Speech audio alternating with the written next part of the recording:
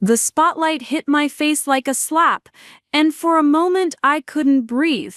There I was, standing backstage at the charity gala I'd spent 6 months organizing, watching my entire world shift beneath my feet. The man I thought I knew, the man I was supposed to marry in 3 weeks, was accepting an award on stage as one of Portland's most influential philanthropists. My modest freelance consultant fiancé was actually Alex Harrison of the Harrison real estate empire, and he'd just donated $2 million to the cause I'd been fighting for my entire career. But that wasn't even the most shocking part. The most shocking part was hearing my sister Victoria's voice from the audience, loud enough for everyone to hear, declaring that I didn't deserve any of this, that I'd never deserved love, and that she'd make sure everyone knew exactly who I really was. Before we jump back in, tell us where you're tuning in from, and if this story touches you, make sure you're subscribed, because tomorrow I've saved something extra special for you. 3 days earlier, I'd been sitting in my cramped apartment in southeast Portland, surrounded by event planning binders and a growing sense of dread. The Portland Community Foundation's annual gala was my biggest project yet, the kind of event that could make or break my career as an event coordinator. I'd been working at the community center for 3 years, organizing everything from neighborhood block parties to small fundraisers, but this gala represented everything I'd been working toward. It was my chance to prove that I could handle something bigger, something that mattered. My laptop screen glowed in the dim light of my living room, showing the final guest list, catering confirmations, and vendor contracts. Everything was falling into place perfectly, except for one nagging detail that had been eating at me for weeks. Victoria had been unusually interested in the event, asking pointed questions about the guest list, the venue, even the specific timing of the awards ceremony. My sister never showed interest in my work unless she could find some way to benefit from it, or more likely, undermine it. The sound of my phone buzzing against the coffee table pulled me from my thoughts. Alex's name lit up the screen, and despite everything weighing on my mind, I felt that familiar flutter of happiness that came with seeing his messages. Even after 2 years together, he still had that effect on me. "Hey beautiful," his text read. "How's the gala prep going? Need me to bring dinner?" I smiled, typing back quickly, drowning in spreadsheets but making progress. Chinese food would be amazing. Within 30 minutes, Alex was at my door with takeout from our favorite spot, and that easy smile that had first caught my attention at a small charity event I'd organized 2 years ago. He'd been volunteering that day, helping set up chairs and tables, and when he'd introduced himself as a freelance consultant, I'd been impressed by how down-to-earth he seemed. Most of the wealthy donors at these events treated the volunteers like invisible furniture, but Alex had spent the entire afternoon joking with the setup crew and genuinely listening when I'd talked about the impact we were trying to make. "You're stress cleaning again," he observed, noticing how I'd arranged all my planning materials in perfectly straight lines across the coffee table. I laughed, realizing he was right. Victoria stopped by earlier, I admitted, and I saw his expression shift slightly. Alex had never said anything directly negative about my sister, but I'd noticed how his jaw tightened whenever her name came up in conversation. "What did she want?" he asked, settling onto my couch and pulling me against his side. "She was asking about the gala again. Specifically about the mystery donor who's funding the new youth center." I paused, feeling that familiar knot of anxiety in my stomach. She seemed really interested in who it might be. Alex was quiet for a moment, his fingers absently stroking my hair. "And you think she's up to something?" "I know she's up to something," I said with a bitter laugh. "Victoria doesn't ask questions unless she's planning to use the information somehow. She's been weird about this whole event from the beginning." What I didn't tell Alex was the conversation I'd overheard 3 weeks earlier when Victoria had been on the phone in our parents' kitchen. I'd stopped by to drop off some documents my mother had requested, and I'd heard Victoria talking to someone about making sure Mia knows her place, and something about the perfect opportunity to show everyone who really deserves recognition. At the time, I'd convinced myself I was being paranoid, but Victoria's sudden interest in my work felt too calculated to ignore. Maybe she's just proud of what you've accomplished, Alex suggested, though his tone suggested he didn't believe it any more than I did. I turned to look at him, taking in his familiar features. His dark hair was slightly messed up from the Portland drizzle, and he had that tired look he got when he'd been working long hours on whatever consulting project was keeping him busy lately. He'd been vague about his current work, mentioning something about real estate development and urban planning, but I'd learned not to push for details. Freelance work could be unpredictable, and I respected that he might not always be able to discuss client confidentiality issues. Victoria has never been proud of anything I've done, I said softly. When I got the job at the community center, she told our parents it was a waste of my education. When I got promoted to lead coordinator, she said it was probably because they felt sorry for me. She's never once acknowledged that I might actually be good at what I do. Alex's arm tightened around me. You know that's not true, right? You're incredible at what you do. I've watched you organize events, Mia. You have this gift for seeing all the moving pieces and making them work together, the way you connect with people, the way you make everyone feel valued and heard. It's remarkable. His words meant everything to me, especially coming from someone who'd seen me at my most stressed and overwhelmed. Alex had been my anchor through every challenge of the past 2 years, supporting my dreams even when my own family dismissed them. He'd helped me set up for countless events, never complaining about the early mornings or late nights, and he'd celebrated every small victory like it was a major triumph. I just want this gala to go perfectly, I admitted. It's not just about my career. The money we raise will fund programs that actually change kids' lives. These aren't wealthy donors looking for tax write-offs. These are people who believe in making their community better. And it will go perfectly, Alex said with quiet confidence, because you've thought of everything, and because you care more about the mission than the recognition. That was one of the things I loved most about Alex. He understood that my work wasn't about climbing some corporate ladder or impressing people with fancy titles. It was about creating opportunities for kids who didn't have them, about building spaces where families could come together, about proving that small actions could have big impacts. He'd grown up middle class in a Portland suburb, and he understood the value of community investment in a way that my family never had. The next morning, I was at Blue Star Coffee reviewing final vendor confirmations when Victoria appeared at my table. She was dressed in one of her signature power suits, the kind that probably cost more than my monthly rent, and her perfectly styled blonde hair caught the morning light streaming through the coffee shop windows. Mia, darling, she said, sliding into the chair across from me without invitation. I wanted to chat about tomorrow. Preparing and narrating this story took us a lot of time, so if you are enjoying it, subscribe to our channel. It means a lot to us. Now back to the story. Night. I looked up from my checklist, immediately on guard. Victoria never called me darling, unless she wanted something or was about to deliver bad news. What about tomorrow night? I asked carefully. Well, I've been thinking, she began, stirring sugar into her latte with deliberate precision. This gala is such a big opportunity for our family. Mother and father will be there, and so many influential people from their social circle. I just want to make sure everything reflects well on the Thompson name. There it was. The familiar reminder that nothing I did was really about me. It was about how it reflected on the family reputation.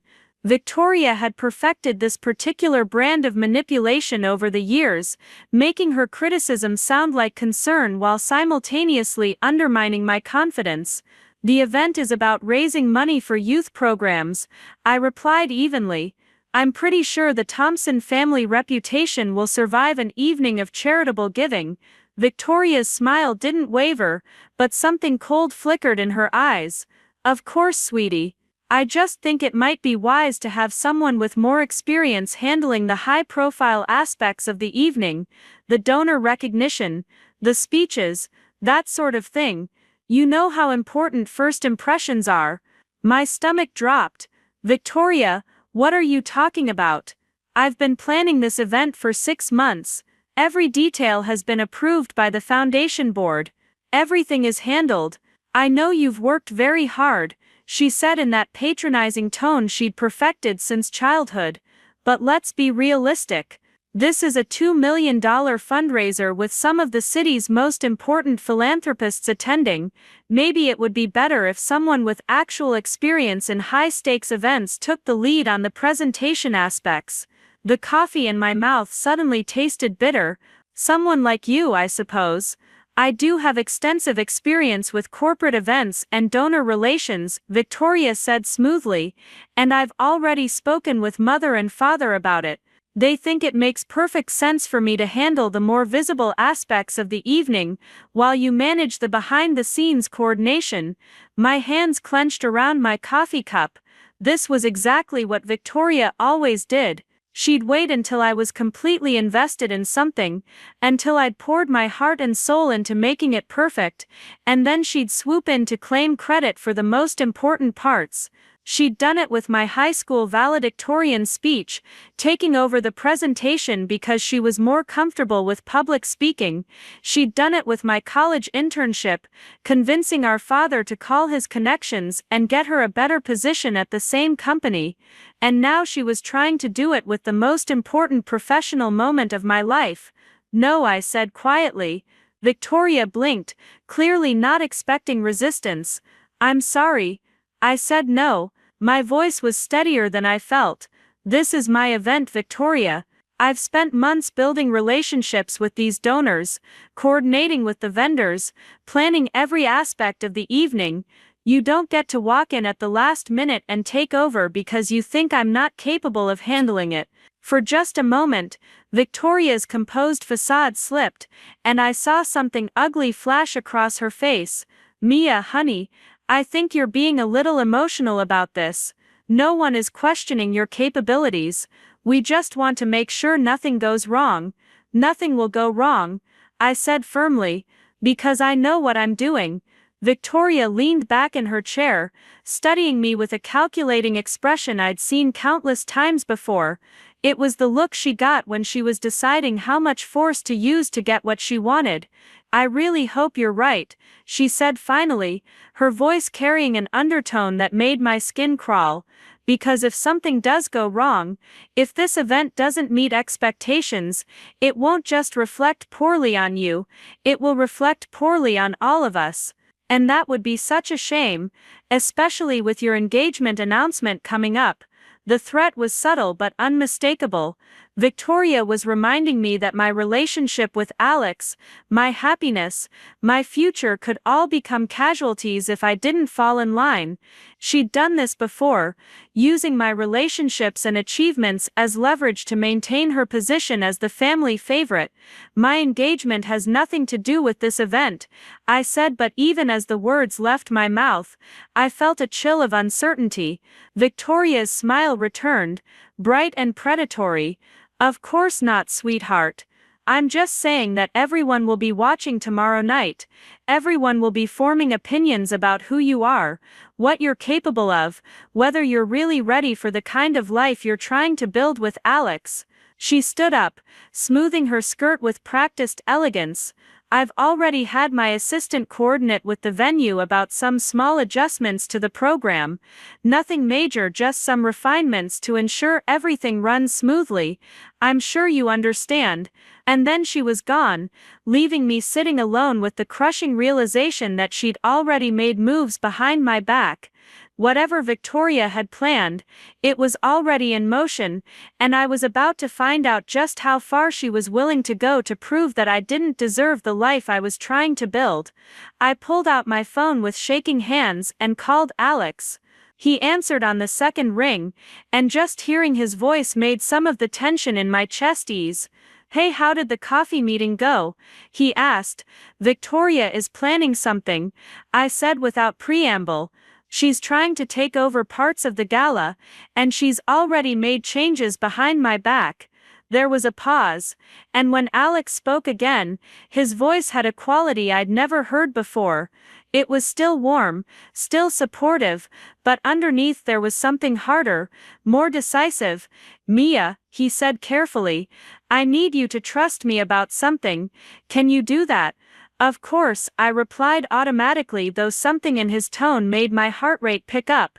Whatever Victoria is planning, whatever she thinks she's going to accomplish tomorrow night, it's not going to work out the way she expects.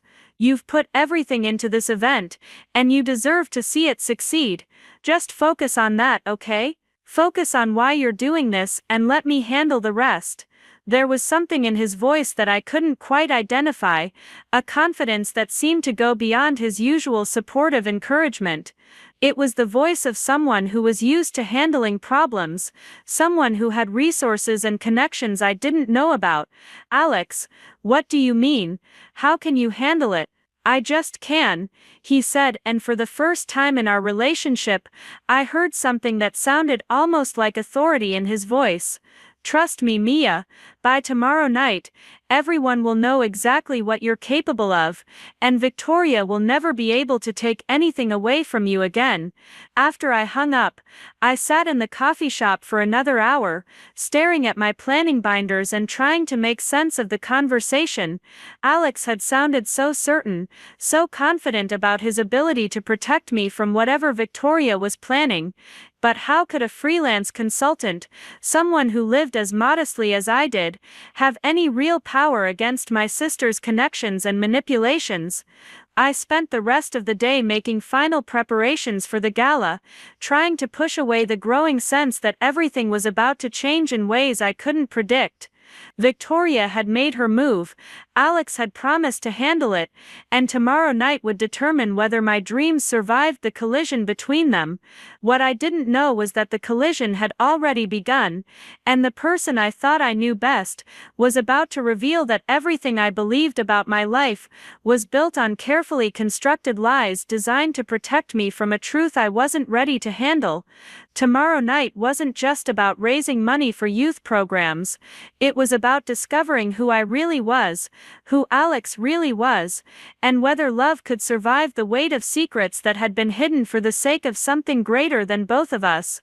The morning of the gala arrived with the kind of crisp October weather that made Portland feel like a postcard. I woke up in Alex's arms, sunlight streaming through the windows of his modest apartment in the Hawthorne district. For a moment, everything felt perfectly normal. He was still the same man who made terrible coffee but somehow always knew exactly what to say when I was overwhelmed. He was still the person who remembered that I liked extra foam in my lattes, and who never made me feel guilty for caring more about community impact than salary figures. But as I lay there watching him sleep, I couldn't shake the memory of yesterday's phone call. There had been something different in his voice, a certainty that went beyond mere emotional support. It was the kind of confidence that came from having actual power, actual resources, and I couldn't figure out where that would come from in the life I thought we shared. Alex stirred beside me, and when he opened his eyes, his first instinct was to pull me closer. "Good morning, event coordinator extraordinaire," he murmured against my hair. "Ready to change some lives today?" "Ready as I'll ever be," I replied, though my stomach was already churning with anticipation. "Alex, about what you said yesterday, about handling whatever Victoria has planned." He pulled back slightly to look at me, and I saw something flicker across his expression. It was gone so quickly I might have imagined it, but for just a moment, he looked like he was weighing his words very carefully. "I just meant that you don't have to face her alone," he said finally. "Whatever happens tonight, we're a team. That's what partners do, right? They protect each other." There was truth in what he said, but it felt incomplete somehow, like he was giving me the simplified version of a much more complex reality. Still, as he kissed my forehead and got up to start the coffee, I decided to trust the feeling I'd had for 2 years. Alex loved me. Whatever secrets he might be keeping, whatever resources he might have access to, his feelings for me were real. My phone buzzed with a text from Rachel, my closest friend from work. Emergency coffee meeting. Victoria called the venue this morning asking about program modifications. Thought you should know. My blood ran cold. I showed Alex the message, and I watched his jaw tighten in a way that was becoming increasingly familiar. She's already started, I said, feeling panic rise in my chest. Rachel, what kind of modifications? I called her immediately, pacing Alex's small living room, while he listened from the kitchen. She told them she was calling on behalf of the Thompson family to coordinate some last-minute adjustments to the donor recognition segment, Rachel explained. Apparently she has documentation showing that she's been designated as the family representative for the event. That's impossible, I said, but even as the words left my mouth, I realized it wasn't impossible at all. Victoria was methodical when she wanted something. If she'd convinced our parents that she needed to be involved for the sake of family reputation, they would have given her whatever documentation she needed. There's more, Rachel continued, and I could hear the reluctance in her voice. She also asked about adjusting the seating arrangements. Specifically, she wanted to know about moving the mystery donor to a more prominent table. My mind raced. Victoria's interest in the anonymous donor had been suspicious from the beginning, but now it was starting to feel like more than casual curiosity. Did she say why? She claimed it was about proper protocol for honoring major contributors, said the current arrangement didn't reflect the appropriate level of recognition for someone who donated $2 million. I sank onto Alex's couch, feeling the weight of realization settling over me. Victoria wasn't just trying to steal credit for my work. She was positioning herself to take advantage of whatever moment the donor reveal would create. If she could insert herself into that recognition, if she could make it appear that she was the one facilitating the connection between the donor and the foundation, she would effectively hijack the most important moment of the entire event. I have to get to the venue, I said, already mentally calculating how long it would take me to get downtown and start damage control. Mia, wait, Alex said, appearing in the doorway with 2 cups of coffee. Before you go charging in there, let's think about this strategically. I looked at him, noting again that subtle shift in his demeanor. He wasn't panicking or offering generic reassurances. He was analyzing the situation, like someone who understood political maneuvering and power dynamics. What do you mean? Alex set the coffee cups down and sat beside me on the couch. Victoria is moving early because she thinks she has an advantage. She thinks she knows something you don't, or she has leverage you can't counter. But what if that's not actually true? I don't understand. What if the reason she's so interested in the mystery donor isn't because she wants to steal credit, but because she thinks she already knows who it is? What if she's planning to use that knowledge somehow? The possibility hadn't occurred to me, but it made a disturbing amount of sense. Victoria had been asking pointed questions about the donor for weeks. If she'd somehow figured out their identity, she could be planning to approach them directly, to position herself as a more suitable partner for future philanthropic endeavors. But how could she know? I asked. The foundation has been incredibly careful about maintaining anonymity. Even I don't know who it is.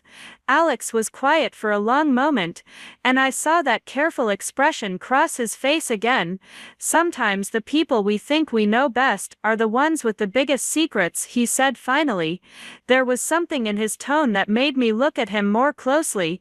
Alex, what aren't you telling me?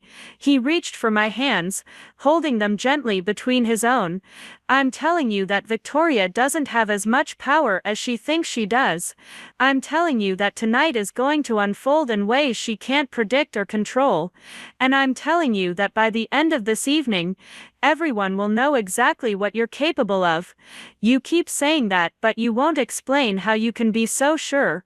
Because, he said, meeting my eyes with an intensity I'd never seen before, there are things about tonight that Victoria doesn't know, things that are going to shift the entire dynamic in your favor.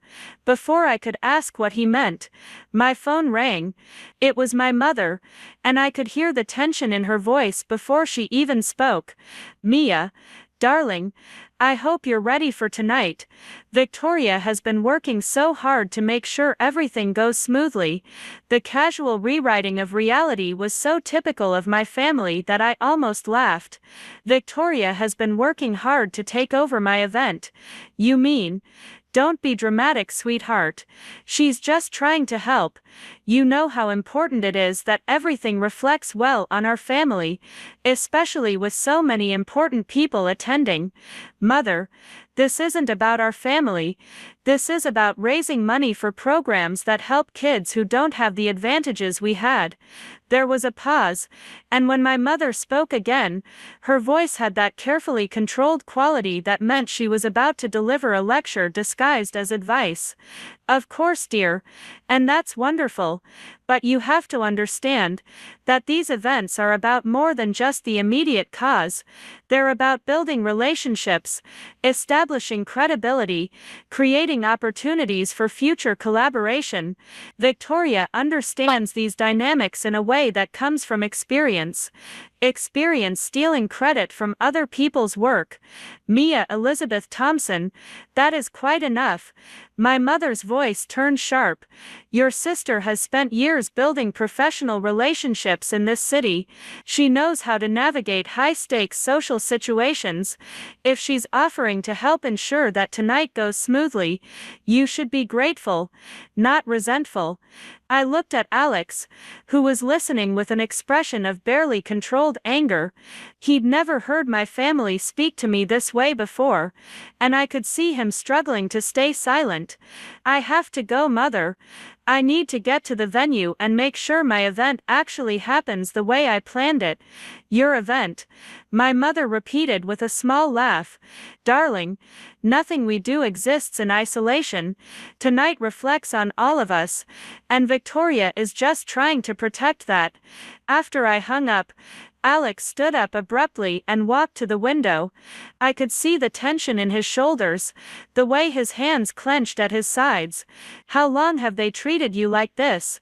he asked without turning around. "Like what? Like you're not capable of handling your own life? Like everything you accomplish is somehow provisional, subject to their approval or modification?" The question caught me off guard, partly because it was so direct, and partly because it forced me to acknowledge something I'd been avoiding. "Always, I guess. It's just how our family works. Victoria is older, more successful, more connected. They trust her judgment." "And what about your judgment?" Alex turned to face me, and there was something fierce in his expression. "What about the fact that you've spent 2 years building this program from nothing? What about the fact that you're the one who convinced the foundation to take a chance on a new approach to youth engagement? What about the fact that you're the one who found the donors, organized the logistics, created something meaningful out of thin air?" His words hit me with unexpected force, partly because he was describing accomplishments I'd never heard anyone in my family acknowledge. To them, my work was a nice hobby, something that kept me busy while I figured out what I really wanted to do with my life. But Alex saw it differently. He saw it as building something important, creating real value in the world. "They don't see it that way," I said quietly. "Then they're blind," Alex replied firmly. "And tonight everyone else is going to see what they've been missing." There was that certainty again, that confidence that seemed to come from knowledge I didn't have access to. But before I could ask more questions, my phone buzzed with another text from Rachel. "Update. Victoria is at the venue now, meeting with the catering manager about adjustments to the program timeline. Also, she brought her own photographer. Thought you should know." Alex read the message over my shoulder, and I felt him tense beside me. She brought her own photographer, I said, feeling a new wave of anxiety. Why would she need her own photographer? Because she's planning something that requires documentation, Alex said grimly. Something she wants to make sure is recorded from her preferred angle. The pieces were starting to come together in a way that made my stomach drop. Victoria wasn't just trying to steal credit for the event. She was planning some kind of grand gesture, something that would position her as the real force behind the evening's success. The mystery donor, the program modifications, the photographer, it all pointed toward a calculated plan to upstage me at the moment of my greatest professional triumph. I have to stop this, I said, reaching for my jacket. No, Alex said, catching my arm gently. You have to trust me, Alex. I can't just let her destroy everything I've worked for. She's not going to destroy anything, he said with quiet conviction. She's going to expose herself, and you're going to get exactly the recognition you deserve. How can you possibly know that? Alex was quiet for a long moment, and I saw him making some kind of internal decision. When he spoke again, his voice was different, more serious than I'd ever heard it. Because Victoria is operating on incomplete information, he said. She thinks she knows how tonight is going to unfold, but she's missing crucial pieces of the puzzle. And when those pieces fall into place, everyone will see exactly who she is, and exactly who you are. What pieces? What information? The kind that changes everything, Alex said cryptically. Mia, I need you to do something for me. I need you to go to the venue, handle whatever crisis Victoria has created, and focus on making sure your event runs exactly the way you planned it. Can you do that? What are you going to be doing? Making sure that when the donor recognition happens tonight, everyone understands the real story behind it. There was something in his tone that made me study his face more carefully. He looked like he was preparing for something, like he was about to step into a role I'd never seen him play before. Alex, you're scaring me a little. You keep talking like you have some kind of plan, but you won't tell me what it is. He cupped my face gently, his thumbs brushing across my cheekbones. I'm not trying to scare you. I'm trying to protect you. There are things about tonight, about the donor, about why this event matters so much, that I haven't been able to tell you yet. But after tonight, you'll understand everything. Why can't you tell me now? Because, he said, pressing a soft kiss to my forehead, sometimes the best protection is not knowing until the moment when knowledge becomes power. I wanted to push for more information, but something in his expression told me he'd already said as much as he was going to.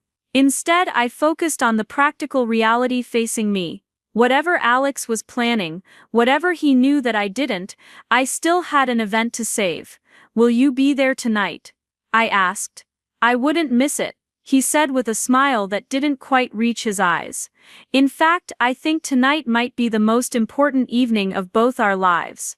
As I gathered my things and prepared to leave for the venue, I couldn't shake the feeling that the man I thought I knew was about to reveal himself as someone entirely different.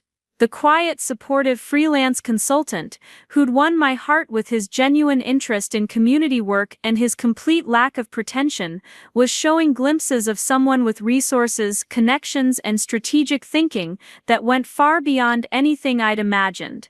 But more than that, he was showing signs of someone who'd been preparing for this confrontation with Victoria for longer than just the past few days. Someone who understood the dynamics of power and manipulation in ways that suggested he'd encountered them before. Someone who spoke about changing the entire trajectory of the evening with the confidence of a person who held cards that no one else knew existed. As I drove toward downtown Portland, watching the city skyline grow larger against the cloudy October sky, I realized that tonight wasn't just about whether I could save my gala from Victoria's sabotage. It was about discovering who Alex really was, what he'd been hiding, and whether our relationship could survive the revelation of truths that might change everything I thought I knew about the life we'd been building together. The venue was already bustling with activity when I arrived, vendors and staff preparing for the evening's event, but the energy felt different somehow, charged with an undercurrent of tension that hadn't been there during my previous visits. Victoria's presence was like a stone thrown into calm water, creating ripples that affected every interaction, every decision, every detail of the carefully planned evening. I found her in the main ballroom, standing near the stage with a tablet in one hand and her phone pressed to her ear. She was wearing a designer dress that probably cost more than my monthly salary, and her hair was styled in a way that suggested she was planning to be photographed extensively throughout the evening. "Yes, that's correct," she was saying into the phone. "The family representative will be handling the donor recognition personally. We want to make sure it receives the appropriate level of attention." Family representative. She was positioning herself as the official Thompson family liaison for the event, which meant she'd found a way to make her involvement seem not just legitimate but necessary. It was a brilliant political move, the kind of strategic thinking that had always made Victoria successful in her corporate career. When she saw me approaching, she ended her call with a bright smile that didn't reach her eyes. "Mia, perfect timing. I was just coordinating some final details with the foundation board. We want to make sure tonight exceeds everyone's expectations." "What kind of details?" I asked, trying to keep my voice level. "Oh, just small things. Timing adjustments, presentation logistics, that sort of thing. Nothing that affects your wonderful behind-the-scenes coordination." The phrase "behind-the-scenes coordination" was delivered with just enough emphasis to make it clear that Victoria was relegating me to invisible support staff for my own event. It was masterfully done, technically respectful while completely undermining my authority. "Victoria, I appreciate your interest, but I've been planning this event for 6 months. Every detail has been carefully considered and approved by the foundation. I don't think we need last-minute modifications." "Of course you don't think we need them," Victoria replied with that patronizing smile I'd learned to hate. "You've done such thorough work on the foundational elements, but events like this require a certain level of sophistication in the presentation, especially when we're dealing with donors of this caliber." "Donors like who?" Victoria's smile widened and I saw a glint of triumph in her eyes. "Well, I suppose there's no harm in sharing, since you'll find out soon enough anyway. The anonymous donor isn't quite as mysterious as everyone thinks. In fact, it's someone our family has had business relationships with for years." My stomach dropped. "What do you mean?" "The Harrison family, darling. Specifically, Marcus Harrison's son. Apparently he's been very quietly building a philanthropic portfolio, and tonight's donation is his way of stepping into public recognition for his charitable work." The name Harrison hit me like a physical blow. Alex Harrison. My fiancé was named Alex Harrison, and he'd told me he'd grown up in a middle-class Portland suburb. But if Victoria was right, if the mystery donor was a Harrison family member, then either it was an incredible coincidence or Alex had been lying to me about fundamental aspects of his identity for 2 years. "How do you know this?" I managed to ask.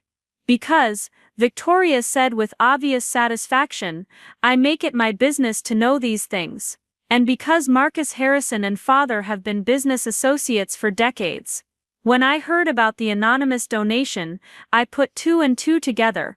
"Tonight isn't just about your little charity project, Mia. It's about our family's relationship with one of the most influential development companies in the Pacific Northwest." I felt like the ground was shifting beneath my feet. If Victoria was right, then Alex wasn't just keeping secrets about having money, he was keeping secrets about being connected to my family's business circles, about moving in the exact social stratum that I'd thought we were both separate from. "Of course," Victoria continued, "I'm sure young Harrison will appreciate having someone with experience in donor relations to facilitate the recognition process. These family dynamics can be so delicate, and it's important that everyone feels appropriately valued. She was planning to position herself as the liaison between the Harrison family and the Foundation, effectively making herself the center of the most important moment of the evening. If she succeeded, the story wouldn't be about Mia Thompson organizing a successful fundraiser for youth programs. It would be about Victoria Thompson facilitating a major philanthropic partnership between established Portland families. "I need to make some phone calls," I said, backing away from Victoria before she could see the panic in my eyes. "Of course, dear, I'm sure you have lots of last-minute details to handle." I escaped to a quiet corner of the venue and immediately called Alex. The phone rang once, twice, 3 times before going to voicemail. I tried again with the same result. Either he was in a meeting, or he was avoiding my calls, and either possibility filled me with dread. Instead, I called the one person I knew would give me a straight answer about the Harrison family connection. "Rachel, I need you to look something up for me. Harrison Real Estate, specifically Marcus Harrison and any family members involved in the business." "Why? What's wrong?" "Victoria seems to think she knows who our mystery donor is, and if she's right, then either my fiancé has been lying to me for 2 years, or this is the most incredible coincidence in Portland history." There was a pause while Rachel processed what I was saying. "Mia, what's Alex's last name?" "Harrison." "Oh my God, okay, give me 5 minutes. I'm pulling up everything I can find." While I waited, I tried Alex's number again. This time, he answered on the first ring. "Mia, I was hoping you'd call. Alex, I need you to answer a question for me, and I need you to be completely honest. Of course, are you related to Marcus Harrison of Harrison Real Estate?" The silence on the other end of the line was answer enough, but when Alex finally spoke, his voice carried a weight I'd never heard before. "Yes," he said quietly. "He's my father." The simple admission hit me like a physical blow. For 2 years, I'd been dating the son of one of Portland's most successful real estate developers, and he'd let me believe he was a struggling freelance consultant, living paycheck to paycheck. He'd watched me stress about money, worry about career stability, feel insecure about my modest lifestyle, all while hiding the fact that he came from the exact kind of wealth and influence that my family had always valued above everything else. "Mia, please let me explain." "Explain what?" I said, my voice shaking. "Explain how you've been lying to me about who you are for 2 entire years. Explain how you've let me feel like we were building something together when you've been slumming it with the poor community organizer." "It's not like that." "Then what is it like, Alex? Because from where I'm standing, it looks like you've been playing some kind of elaborate game, and I've been too naive to realize it." "I need to see you," he said urgently. "This isn't a conversation we should have over the phone. I can't see you right now, I have an event to save." Assuming there's anything left to save after Victoria finishes repositioning herself as the star of the evening. "Mia, listen to me. Victoria doesn't know the whole story. She thinks she does, but she's operating on partial information, and that's going to be her downfall." "What whole story? How many more secrets are you keeping?" "Secrets that I kept to protect you," Alex said firmly. "Secrets that I'm going to reveal tonight in a way that ensures Victoria can never hurt you again." "I don't want your protection," I said, feeling tears start to burn behind my eyes. "I wanted your honesty." "And you'll have it," he said. "Tonight, you'll have all of it. But Mia, I need you to trust me for just a few more hours. Can you do that?" I looked around the venue, watching vendors setting up the life's work that Victoria was systematically stealing from me, and realized that I didn't have any choice. Whether Alex was the man I thought he was, or someone completely different, whether his feelings for me were real or part of some elaborate deception, I still had an event to run and kids to help. "I have to go," I said. "Mia, wait, no, Alex. Whatever you're planning, whatever you think you're going to reveal tonight, you should know that Victoria is already 10 steps ahead of you. She knows about your family, she's positioned herself as the liaison for the donor recognition, and she's brought her own photographer to document her triumph. So whatever cards you think you're holding, you better hope they're better than hers. I hung up before he could respond, my hands shaking as I stared at the phone screen. The man I was supposed to marry in 3 weeks had just admitted to lying about his identity for our entire relationship. The sister who had spent my whole life undermining me was about to steal the biggest professional moment of my career. And somewhere in the middle of it all, I was supposed to focus on running an event that would determine whether vulnerable kids in Portland would have access to programs that could change their lives. The next few hours passed in a blur of vendor coordination and crisis management, but underneath every interaction was the growing realization that tonight would reshape everything I thought I knew about my life. Victoria had positioned herself perfectly to claim credit for the evening's success. Alex had revealed himself as someone completely different from who I'd believed him to be, and I was about to discover whether love could survive the weight of deception, no matter how well-intentioned it might have been. By 4 o'clock that afternoon, I was standing in the middle of chaos. The Sentinel Hotel ballroom had been transformed into something that barely resembled the elegant charity gala I'd spent months planning. Victoria had arrived with what appeared to be her own event coordination team, complete with additional lighting equipment, revised seating charts, and a timeline that bore no resemblance to the one I'd carefully crafted with the foundation board. "Excuse me, but who authorized these changes?" I asked the lighting technician who was repositioning spotlights around the stage area. "Miss Thompson said these were updates from the foundation," he replied, not bothering to look up from his work. "Something about better coverage for the donor recognition ceremony." Miss Thompson. Victoria had clearly established herself as the authority figure, and now even the vendors I'd worked with for months were taking direction from her instead of me. I felt that familiar sensation of being erased from my own life, watching as someone else stepped into the space I'd created and claimed it as their own. My phone buzzed with a text from an unknown number. "Meet me at Laurelhurst Park in 20 minutes. We need to talk before tonight. Trust me one more time. Alex." I stared at the message, torn between fury and curiosity. Part of me wanted to ignore it entirely, to focus on salvaging what remained of my event without getting distracted by whatever explanation Alex thought he could offer. But another part of me needed to understand what was happening, needed to know if there was any truth left in the relationship I'd thought was the most honest part of my life. Victoria appeared at my elbow as I was still staring at my phone. "Problems, dear. Just coordinating with vendors," I said, slipping the phone into my pocket. Of course, though I have to say, everyone has been so professional about adapting to the enhanced program. It's amazing how smoothly things run when you have the right connections. Enhanced program.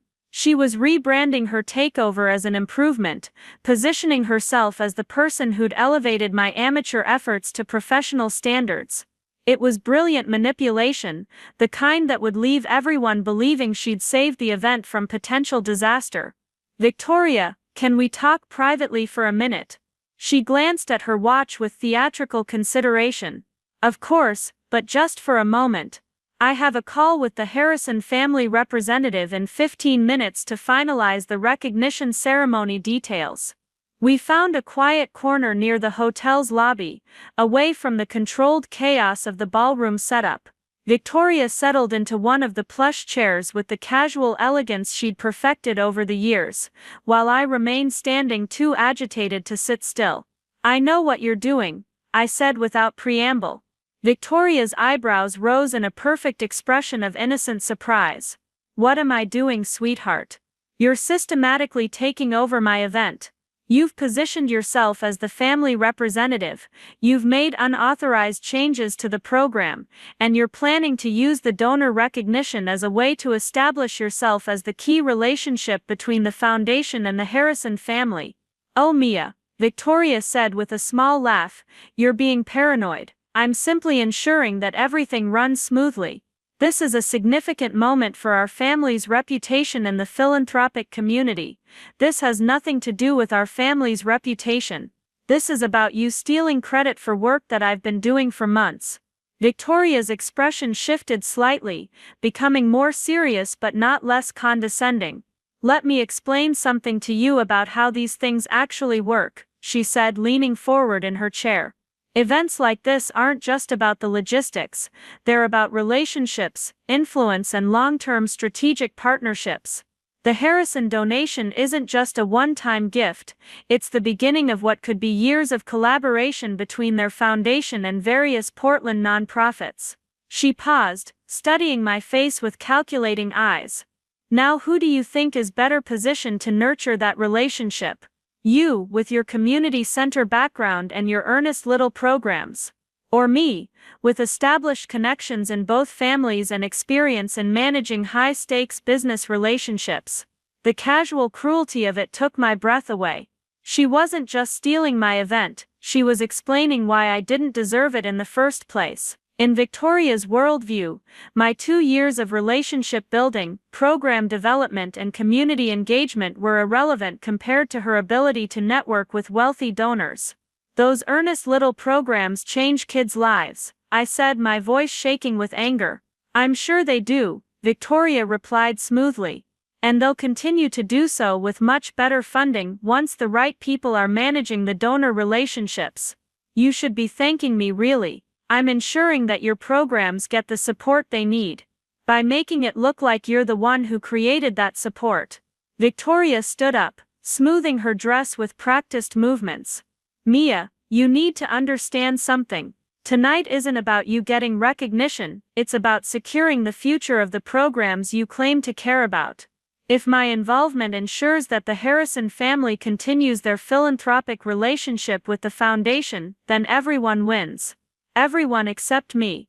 You win too, Victoria said with false sincerity. You get to see your programs funded at levels you never could have achieved on your own. You get to continue doing the work you love, without having to worry about the complex relationship management that you're frankly not equipped to handle. It was the final insult, delivered with the kind of casual dismissiveness that made it clear Victoria truly believed she was doing me a favor. In her mind, I should be grateful that she was taking over the difficult parts so I could continue playing in my small corner of nonprofit work. I have to go, I said, not trusting myself to say anything else without completely losing control. Of course, dear, I'm sure you have lots of last-minute details to handle. The vendor coordination really is important, even if it's not the most visible part of the evening. I left the hotel feeling like I'd been systematically dismantled. Victoria had taken my event, my relationships, and my future, and she'd done it all while making it sound like she was helping me. Worse, she'd done it in a way that would be almost impossible to counter without looking like a petty, ungrateful family member who couldn't appreciate assistance when it was offered. The drive to Laurelhurst Park gave me 20 minutes to think about whether I wanted to hear what Alex had to say. Part of me was still furious about the lies, about the 2 years of pretending to be someone he wasn't. But another part of me was desperate to understand why he'd hidden his identity, what he'd hoped to accomplish, and whether there was any way to salvage something real from the wreckage of everything I'd believed about our relationship. I found him sitting on our usual bench overlooking the pond, the same spot where we'd had countless conversations about our dreams, our fears, our plans for the future. He looked different somehow, less relaxed than usual, wearing a suit that I now realized probably cost more than my monthly rent. Even his posture was different, more formal, like he was preparing for a business meeting rather than a personal conversation. "Thank you for coming," he said as I sat down beside him, careful to leave space between us. "I'm here because I need to understand what's been real and what's been performance," I said. 2 years, Alex. For 2 years you let me believe we were building something together as equals. We were building something together, he said quietly. The feelings, the connection, the way we support each other, all of that is real. The only thing that wasn't real was my financial situation. Your financial situation and your family connections and your social status, and apparently your entire identity. Alex turned to face me, and I saw genuine pain in his expression. "My name is Alex Harrison. I grew up in Portland, I went to college here, I care about this community, and I fell in love with a woman who dedicates her life to making it better. None of that is a lie. But you let me worry about money, you let me feel insecure about my career prospects.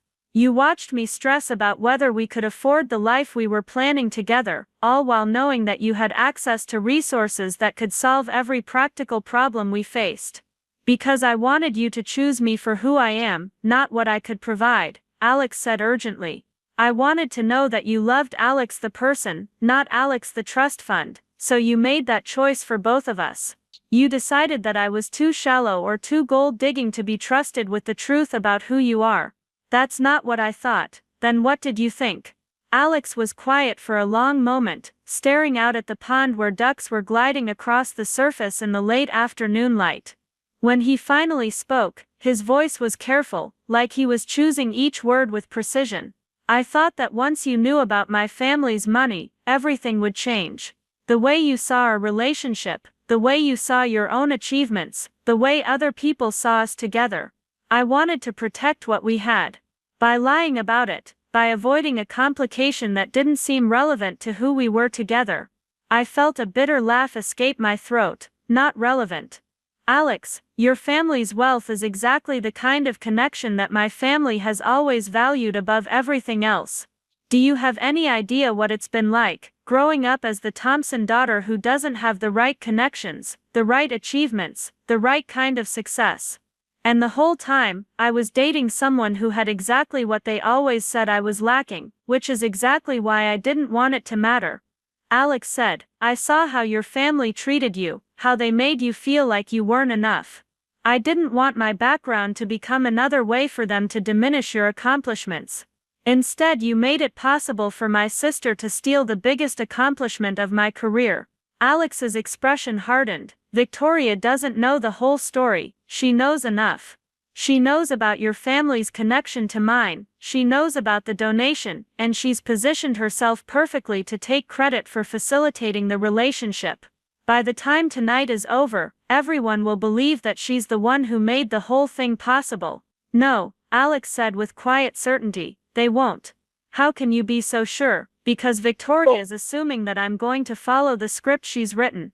She thinks I'm a young Harrison family member making his first major charitable donation, someone who needs guidance and support from experienced family friends like the Thompsons. Aren't you?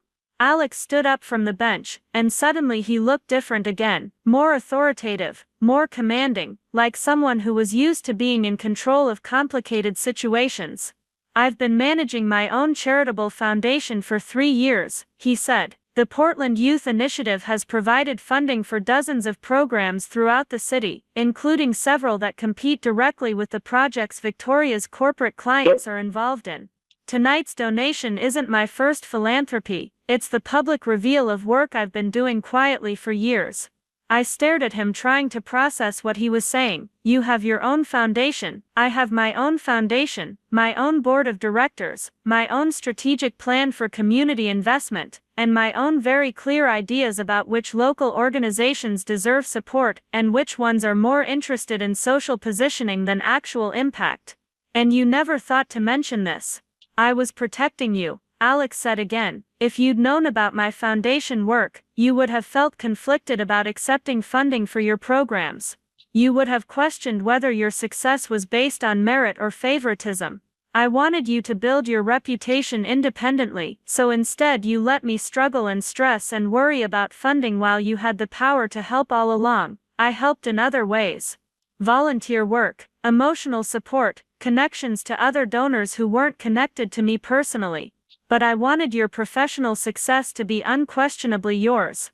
I felt tears starting to burn behind my eyes, not just from anger but from a complicated mix of betrayal and recognition. Alex had been trying to protect my independence while lying about his own identity. He'd been supporting my work while hiding his ability to transform it completely. His motivations might have been loving, but the deception felt like a fundamental violation of trust. What happens tonight? I asked. Tonight, Victoria discovers that the mysterious donor she's been trying to manipulate is someone who's been watching her tactics for months. Someone who's seen exactly how she treats you, how she undermines your work, how she uses family connections to steal opportunities you've earned. And then what? Then everyone else discovers it too.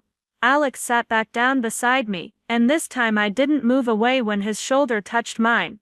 Maya, I know you're angry about the lies, and you have every right to be, but I need you to understand something.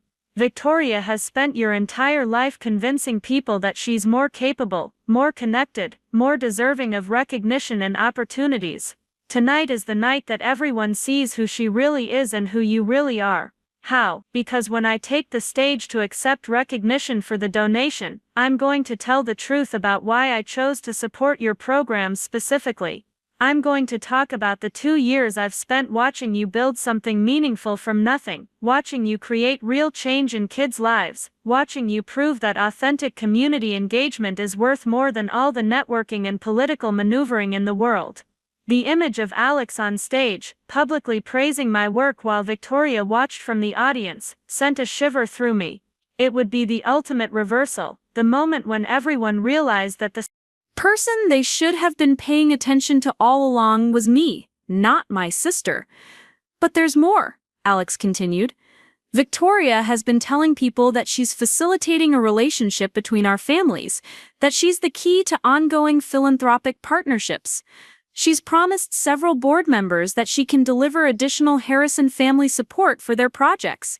And you're going to let her know she was wrong. I'm going to let everyone know she was wrong. Because the decision about future funding isn't going to be made by my father or the family business.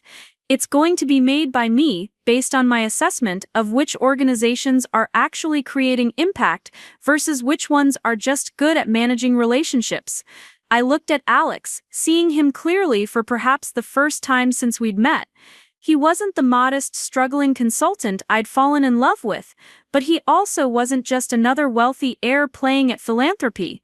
He was someone who'd built his own identity and his own mission, someone who'd chosen to work quietly rather than seek recognition, someone who'd been protecting and supporting my dreams even when I didn't know it. There's something else you should know, Alex said carefully. Victoria has been trying to convince the foundation board that you're not ready for larger responsibilities. She's been suggesting that tonight's success should lead to her taking a more active role in program development and donor relations. The betrayal hit me like a physical blow. It wasn't enough for Victoria to steal credit for tonight's event. She was also trying to use it as a platform to take over my career entirely. She wants my job. She wants to position herself as the primary interface between the foundation and major donors. Essentially, she wants to make you irrelevant to the future of your own programs. I closed my eyes, feeling the weight of how thoroughly I'd been outmaneuvered. Victoria hadn't just been planning to upstage me at one event, she'd been planning to replace me entirely, to turn my life's work into a stepping stone for her own ambitions. But here's what she doesn't know, Alex said, his voice taking on that tone of quiet authority I was starting to recognize. The foundation's funding doesn't just come from tonight's donation. I've been working with the board for months on a long-term strategic plan that includes guaranteed funding for 3 years, renewable based on performance metrics that I'll be evaluating personally. You've been working with the board, under a different name, through intermediaries, but yes, I've been much more involved in the foundation's planning than Victoria realizes. Which means that when she tries to position herself as indispensable to future funding, everyone will already know that the real relationship is between my foundation and the people who've been doing the actual work. I opened my eyes and looked at him. People like me, people exactly like you. For the first time since learning about Alex's deception, I felt something other than anger and betrayal. I felt a spark of hope. A sense that maybe the evening didn't have to end with Victoria's triumph and my humiliation. Maybe there was a way to turn her own tactics against her, to use her assumptions and overconfidence to expose exactly who she was and what she'd been trying to do. Alex, if you'd told me about this from the beginning, we could have been planning together. We could have been partners in this instead of you protecting me from information I deserved to have. You're right, he said simply. I was trying to shield you from complications that weren't mine to decide about. I should have trusted you with the truth from the beginning, and after tonight, if we can get through this, what happens to us? Alex took my hands in his, and for the first time in hours, his touch felt familiar instead of strange. After tonight, no more secrets. After tonight, you know exactly who I am and what resources we have to work with. After tonight, we decide together how to use whatever advantages we have to continue building the kind of programs you care about. And Victoria, after tonight, Victoria discovers that her entire strategy was based on fundamental misunderstandings about power, relationships, and who actually makes decisions about the things she wants to control. I leaned back against the bench, watching the late afternoon light reflect off the pond and thinking about the choice I was facing. I could walk away from Alex, end our engagement, and focus on salvaging what remained of my professional reputation after Victoria's takeover. Or I could decide to trust him one more time, to believe that his deception had been motivated by love rather than manipulation, and to work with him to create the kind of public revelation that would change everyone's understanding of our family dynamics. If we do this, I said carefully, if we go through with whatever you're planning for tonight, there's no going back. My relationship with Victoria, with my parents, with everyone who's enabled this pattern for years, it's all going to change permanently. Is that what you want? I thought about the question seriously, imagining a future where I didn't have to constantly defend my choices, where my accomplishments weren't automatically diminished in favor of Victoria's, where I could build my career based on merit rather than family politics. Yeah, I said finally, I think it is. Alex smiled, and for the first time since I'd discovered his lies, it felt like the smile of the man I'd fallen in love with, rather than a stranger wearing his face. Then let's give Victoria exactly what she thinks she wants, he said. Let's let her take center stage, position herself as the key to everything, make all the promises she wants to make about future partnerships and ongoing relationships. And then we show everyone what really happens when someone tries to take credit for other people's work and make promises they can't keep. As we sat there planning Victoria's downfall, I realized that Alex had been right about one thing. Tonight was going to change everything. Not just about my relationship with my family, but about my understanding of my own worth and capabilities. For the first time in my life, I was going to stop being the victim of Victoria's manipulations and start being the architect of her exposure. The sun was starting to set over Portland, casting long shadows across the park, and in a few hours, I would walk into the ballroom of the Sentinel Hotel as someone Victoria had dismissed and underestimated. But I would leave as someone who had finally learned to fight back, someone who had discovered that the best revenge wasn't anger or retaliation, it was simply letting the truth speak for itself. The evening of the gala arrived with the kind of crisp autumn air that made Portland feel electric with possibility. I stood in my apartment, adjusting the emerald green dress I'd chosen months ago, back when I'd imagined this night would be a simple celebration of community achievement. Now, as I looked at my reflection, I saw someone preparing for battle. The woman staring back at me had spent the day coordinating final details while watching Victoria systematically position herself as the evening's true architect. But she had also spent the afternoon learning that her fiancé wasn't who she'd thought he was, that her sister's manipulation ran deeper than she'd imagined, and that tonight would determine not just the success of one event, but the entire trajectory of her future. My phone buzzed with a series of texts from Rachel, who was already at the venue managing last-minute logistics. Victoria brought 3 photographers and a videographer. She's set up what looks like a private receiving area near the stage. Also, she's wearing a dress that's basically a wedding gown in champagne. Thought you should be prepared. The image of Victoria dressed like a bride at my event sent a chill through me, but it also confirmed everything Alex had predicted. She wasn't just stealing credit, she was staging her own coronation, positioning herself as the central figure in what she imagined would be a career-defining moment of philanthropic facilitation. Another text arrived, this one from an unknown number. The car will be there in 10 minutes. Everything is in place, trust the process. Alex had insisted on sending a car, though he'd refused to explain why that was necessary. In fact, he'd been maddeningly vague about the specific logistics of his plan, telling me only that I should arrive at the venue at exactly 7:30 and let Victoria have her moment in the spotlight until the donor recognition ceremony began at 8:15. The lack of detail made me nervous, but after yesterday's conversation in the park, I decided to trust that he knew what he was doing. The car that arrived was not the modest sedan I'd expected, but a sleek black town car with a driver who addressed me as Miss Thompson, with the kind of professional deference that suggested this wasn't Alex's first time arranging high-end transportation. As we glided through downtown Portland toward the Sentinel Hotel, I caught glimpses of my old life through the tinted windows. The community center where I'd spent the last 3 years, the coffee shops where Alex and I had planned our modest future, the apartment building where I'd worried about rent payments while dating someone who could have bought the entire complex without thinking about it. The Sentinel Hotel was glowing with warm light when we arrived, and I could see through the lobby windows that the ballroom was already filled with guests. Portland's philanthropic elite were mingling with foundation board members, community leaders, and the families whose children would benefit from tonight's fundraising efforts. It should have been a perfect moment, the culmination of everything I'd worked toward. Instead, it felt like walking into a carefully orchestrated trap where I didn't know whether I was the hunter or the prey. Rachel intercepted me the moment I walked through the lobby. "Mia, we need to talk.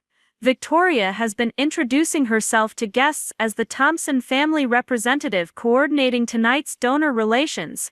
She's basically positioned herself as the hostess of your event. How are people responding? That's the weird part. Most of the foundation board seems confused about why she's here, but they're being polite. However, there are several people I don't recognize who seem to know exactly who she is and why she's important. They're treating her like she's running the show." The unknown guests had to be Victoria's corporate connections, people who'd been told that tonight represented a major networking opportunity with the Harrison family. She'd clearly prepared for this evening far more extensively than I'd realized, bringing her own audience to witness her triumph. "Where's Alex?" Rachel glanced around the lobby with a puzzled expression. "That's another weird thing. I haven't seen him yet, but there's a whole section of reserved seating that's been cordoned off. Security guards, fancy programs, the works. Someone very important is expected, but nobody seems to know who." My stomach tightened with nervousness and anticipation. Alex had promised that Victoria was operating on incomplete information, but I was beginning to realize that I was also operating on incomplete information. Whatever he had planned was clearly more elaborate than he'd let on. "I should probably make an appearance before things get started," I said, though part of me wanted to hide in the lobby until whatever was about to happen had finished happening. The ballroom was even more transformed than it had been that afternoon. Victoria's lighting adjustments had created a dramatic atmosphere that emphasized the stage area, and her seating rearrangements had positioned certain tables prominently while moving others toward the back. My community center colleagues were scattered throughout the room, looking slightly overwhelmed by the formal elegance that had replaced the warm, welcoming atmosphere I'd originally planned. I spotted Victoria near the stage, surrounded by a group of people who were hanging on her every word. She was wearing a dress that was, as Rachel had warned, essentially a bridal gown in pale champagne. Her hair was styled in an elaborate updo that had clearly required professional assistance, and she was carrying herself with the regal bearing of someone who believed she was the guest of honor rather than a last-minute addition to the guest list. "Mia, darling," she called out when she noticed me approaching. "Perfect timing. I was just explaining to everyone how excited our family is about tonight's partnership announcement." She was already framing the donor recognition as something she had facilitated, something that represented a business relationship between families rather than a charitable donation to community programs. "Actually," I said with a smile that felt more confident than I expected, "tonight is about celebrating the incredible work our youth programs have accomplished, and the generous support that will help them expand their impact." Victoria's smile flickered slightly, but she recovered quickly. "Of course, dear. The programs are wonderful, but the real excitement is about the ongoing relationship this represents. The Harrison family's commitment to Portland philanthropy is just beginning. One of the men in Victoria's circle, someone I didn't recognize but who radiated corporate authority, stepped forward with interest. "Miss Thompson, your sister mentioned that your family has been working closely with Harrison Real Estate on coordinating this donation. Are there additional development projects planned that will include community investment components?" The question revealed exactly what Victoria had been promising people. She wasn't just taking credit for tonight's event, she was suggesting that she had access to ongoing business opportunities, that she could deliver future partnerships and development deals that would benefit everyone in her network. "I think there might be some confusion," I began, but Victoria smoothly interrupted. "Mia has been focused on the program development side. Naturally, the broader strategic relationships are being handled through different channels." It was masterfully done. Victoria had positioned me as a junior participant in my own event, while claiming authority over aspects she had no actual control over. She was making promises she couldn't keep to people who had power she wanted to access, and she was using my work as the foundation for her entire deception. Before I could respond, the lights dimmed slightly, and the Foundation's board president approached the microphone. "Ladies and gentlemen, if you could please take your seats, we're ready to begin tonight's program." As people moved toward their tables, Victoria touched my arm with false sisterly affection. "You should be proud, Mia. Tonight is going to be remembered as a turning point for Portland philanthropy. Our family is about to become much more influential in the charitable community." Our family, she was already claiming shared credit for whatever she imagined was about to happen. I took my assigned seat at a table near the stage, watching as Victoria glided toward what appeared to be a place of honor at the front of the room. The reserved section Rachel had mentioned was still empty, cordoned off with elegant rope barriers, and guarded by hotel security who checked their watches with professional precision. The program began with the Foundation president's welcome remarks, followed by presentations from several program beneficiaries.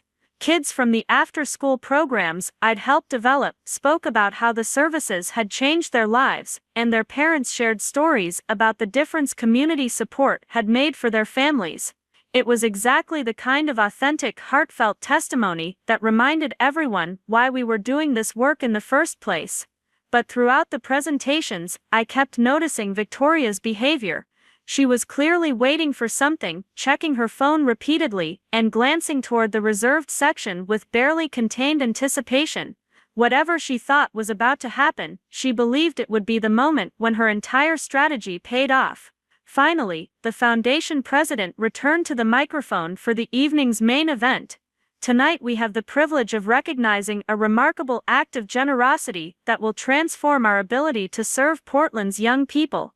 Our anonymous donor has provided $2 million to fund expanded programming, new facilities, and innovative approaches to youth development." The room filled with appreciative applause, and I felt a surge of genuine pride. Whatever happened next, whatever personal drama was about to unfold, this money would create real opportunities for kids who needed them. That was what mattered most, regardless of who received public recognition. But before we acknowledge this extraordinary gift, the president continued, "I want to share something that makes it even more meaningful. Our donor didn't just write a check, he spent months researching our programs, meeting with our staff, and understanding the specific challenges facing Portland's young people. He chose to support us, not because of networking opportunities or family connections, but because he believed in the effectiveness of our approach." I saw Victoria straighten in her chair, preparing for what she clearly believed would be her moment of triumph. She had positioned herself perfectly to be the bridge between the mystery donor and the Foundation, the facilitator who would claim credit for bringing together two important Portland institutions. Ladies and gentlemen, please join me in welcoming Alex Harrison, founder of the Portland Youth Initiative, and tonight's distinguished donor. The room erupted in applause, but I barely heard it. Alex walked onto the stage, wearing a perfectly tailored tuxedo, moving with the confident bearing of someone accustomed to public speaking and formal recognition. This wasn't the modest freelance consultant I'd been dating. This was someone who belonged in rooms like this, someone who commanded respect and attention simply by walking into a space. But it was Victoria's reaction that truly captured my attention. She had gone completely pale, her carefully composed expression cracking into something that looked like shock and confusion. She was staring at Alex like she was seeing a ghost, like the entire evening had just taken a turn she hadn't anticipated and didn't understand. Alex approached the microphone with calm professionalism, pausing to let the applause fade before he began to speak. "Thank you for that warm welcome. It's an honor to be here tonight supporting an organization that has consistently demonstrated its commitment to creating real change in our community." His voice carried easily through the ballroom, and I realized that public speaking was clearly not new to him. He was comfortable at the podium, experienced at addressing formal audiences, someone who had done this many times before. The Portland Youth Initiative has been quietly supporting community programs throughout the city for several years, Alex continued. But tonight's donation represents something special. It represents our recognition of work that is already succeeding, programs that are already making a difference, and leadership that has already proven its effectiveness.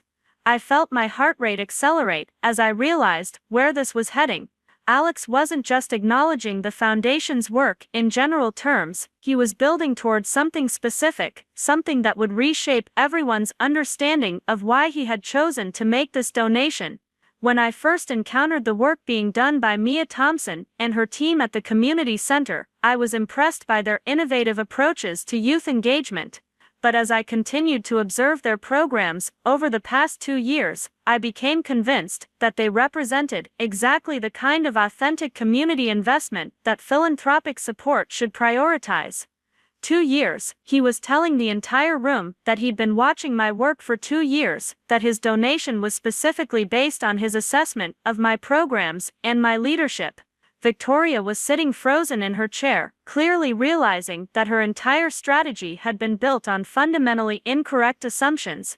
"Miss Thompson has built something remarkable," Alex continued, and I felt tears starting to burn behind my eyes. "She has created programs that don't just serve young people, they empower them. She has developed approaches that don't just address immediate needs, they build long-term capabilities.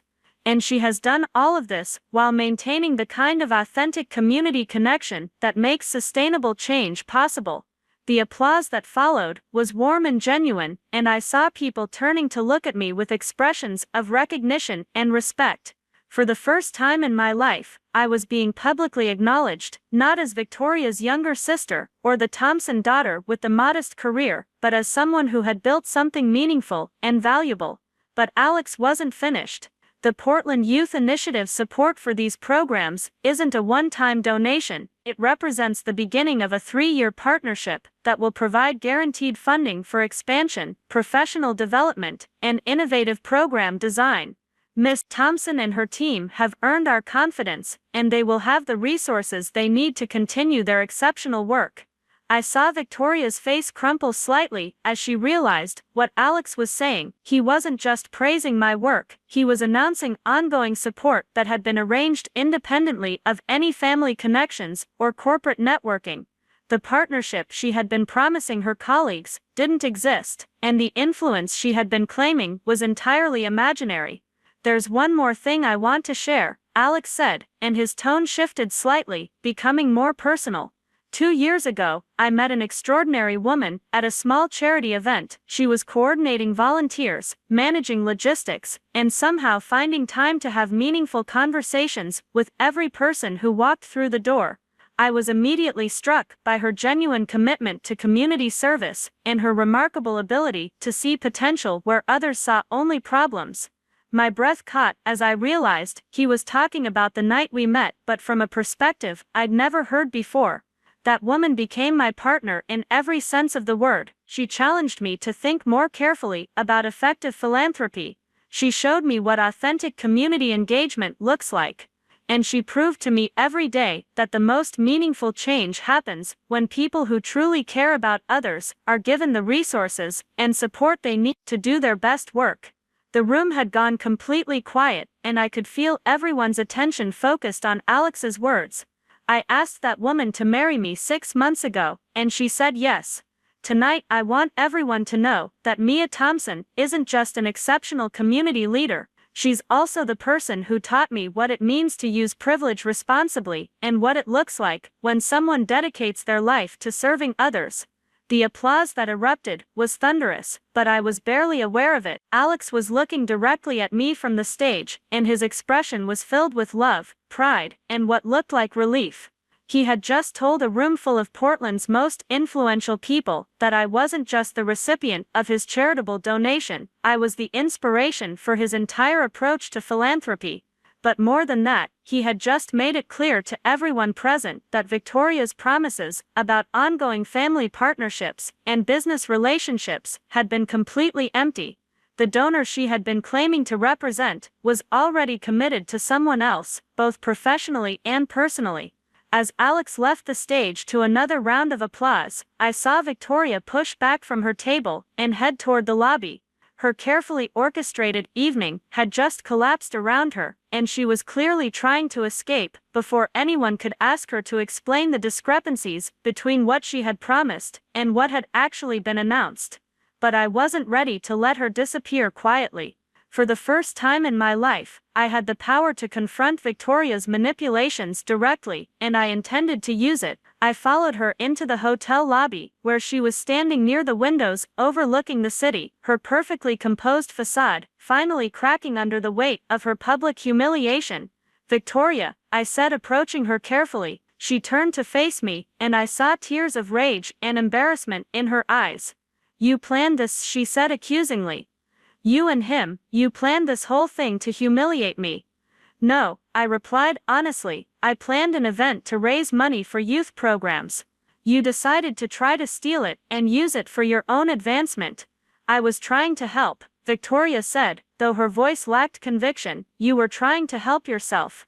You saw an opportunity to position yourself as important to people you wanted to impress, and you didn't care that it meant undermining everything I'd worked for." Victoria stared at me for a long moment, and I saw something I'd never seen before in her expression. It wasn't just anger or embarrassment, it was the dawning realization that her lifelong strategy of manipulating family dynamics to her advantage had finally stopped working. "Do you have any idea what you've done?" she asked finally. "Those people in there, they're going to remember this. They're going to remember that I promised them access and relationships that I couldn't deliver. Maybe you should have thought about that before you made promises you had no right to make. And what about our family? What about the relationships I've spent years building in this community?" I looked at my sister, really looked at her, and realized that I felt something I'd never experienced before. I felt sorry for her. Sorry that she'd built her entire identity around manipulating others instead of developing genuine capabilities. Sorry that she'd spent so much energy on schemes and positioning that she'd never learned to create actual value. Sorry that she was about to discover what it felt like to lose everything she thought made her important. "Victoria," I said gently, "our family's relationships should never have been built on your ability to take credit for other people's work." Before she could respond, Alex appeared beside me, having made his way through the crowd of people who had wanted to congratulate him after his speech. "Miss Thompson," he said formally, addressing Victoria with the kind of polite distance reserved for business acquaintances. "I hope you enjoyed this evening's program." Victoria looked back and forth between us, and I saw her struggling to find some angle, some way to salvage something from the wreckage of her plans. "Alex," she said with forced brightness, "I had no idea about your foundation work. Perhaps we could discuss potential collaboration opportunities. Our family has extensive connections in the Portland business community." "I appreciate the offer," Alex replied smoothly, "but the Portland Youth Initiative has very specific criteria for partnerships. We work exclusively with organizations and individuals who have demonstrated authentic commitment to community service over personal advancement." The polite rejection was devastating in its precision. Alex wasn't just declining Victoria's offer, he was explaining exactly why she didn't qualify for consideration. Victoria's composure finally cracked completely. "You don't deserve this," she said, turning back to me with venom in her voice.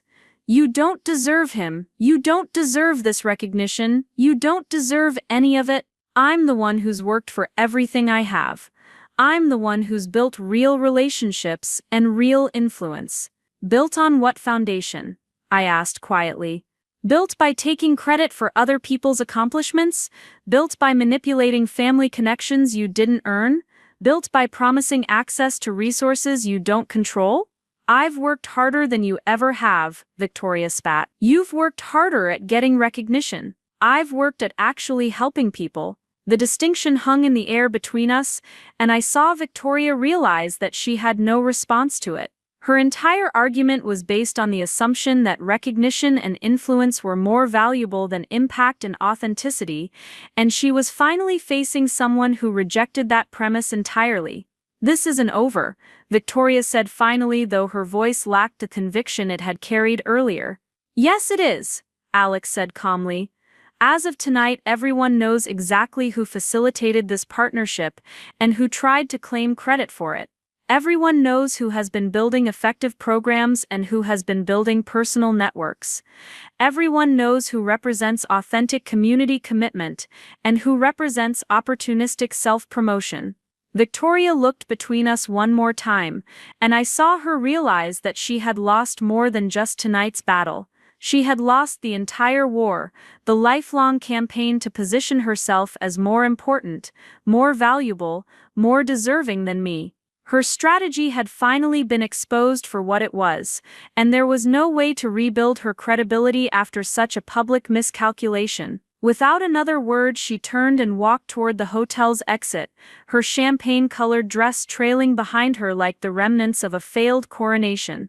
Alex and I stood together in the lobby watching Portland's lights twinkle through the windows, and I realized that the evening had accomplished something far more significant than fundraising or recognition. It had finally shifted the balance of power in my family permanently and irrevocably. So, I said, turning to face the man I was going to marry, the man who had spent 2 years protecting and supporting my dreams while hiding his own identity, no more secrets, no more secrets, Alex confirmed, pulling me into his arms.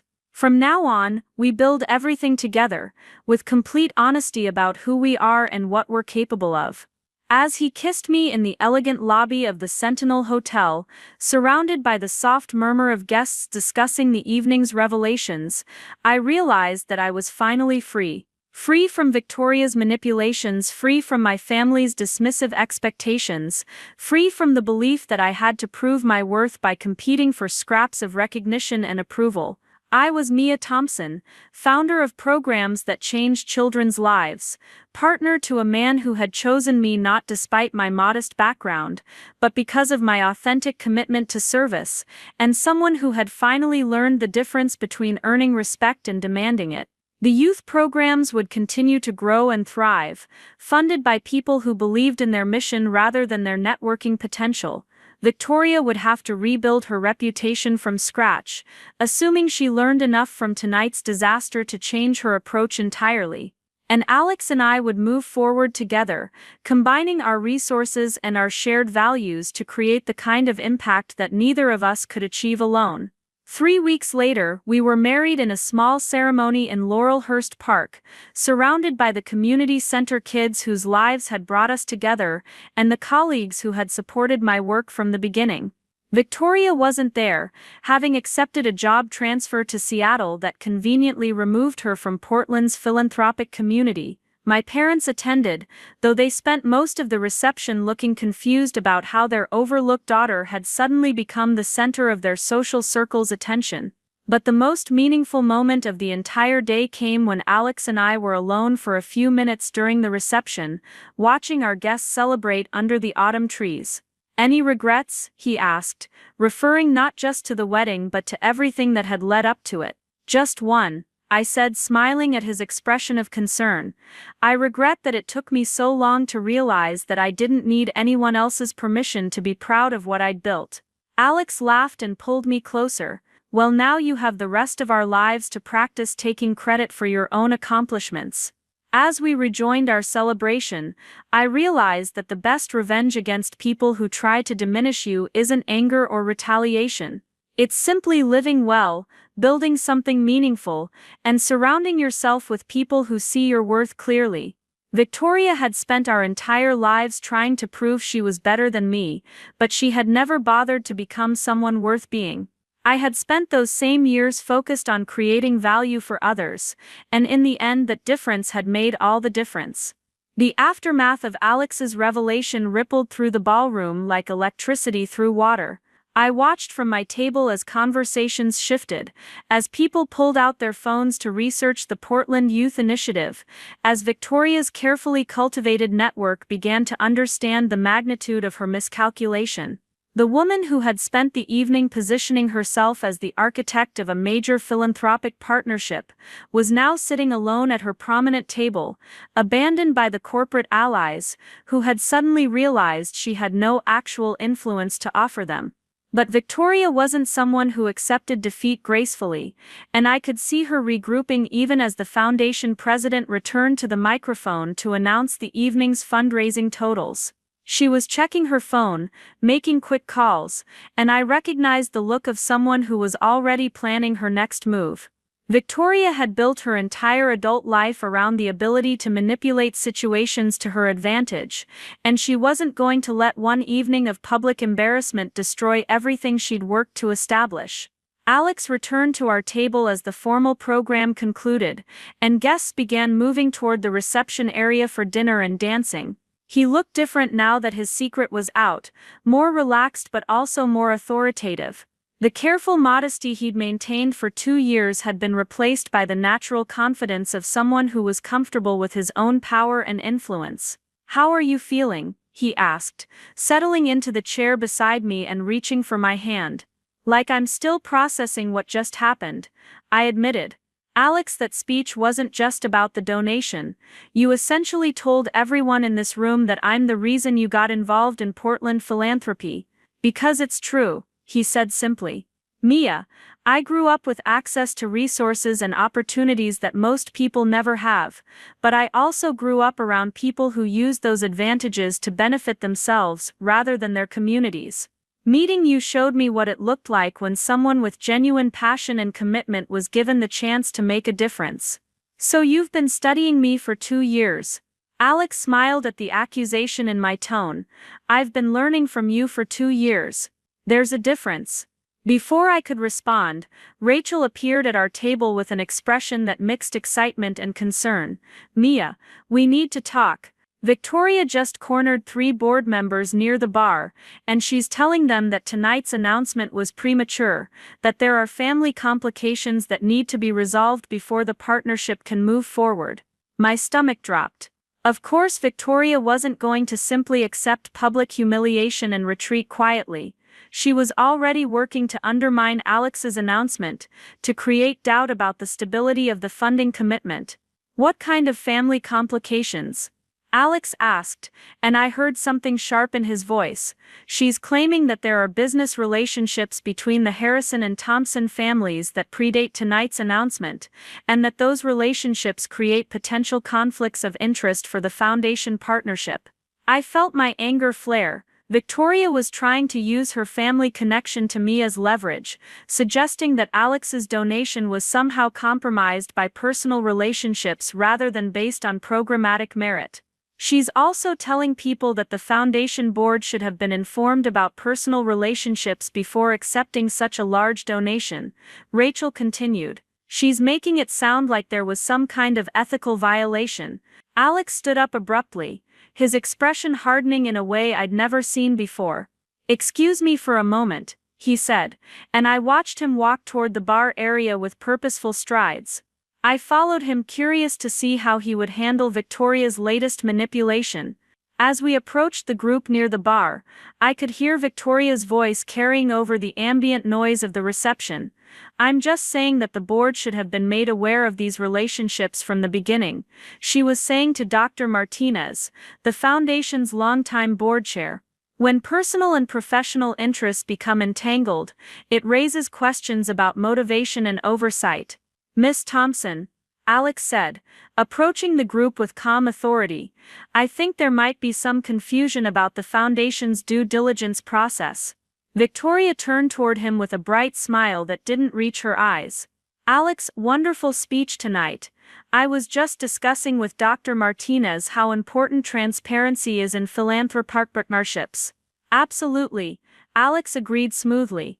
Which is why I'm sure you'll be interested to know that the Portland Youth Initiatives Board conducted a 6-month evaluation process before approving tonight's donation.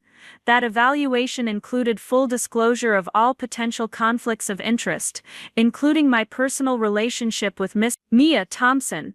Dr. Martinez nodded with obvious relief. That's correct. We were aware of Mr. Harrison's engagement from the beginning of our discussions.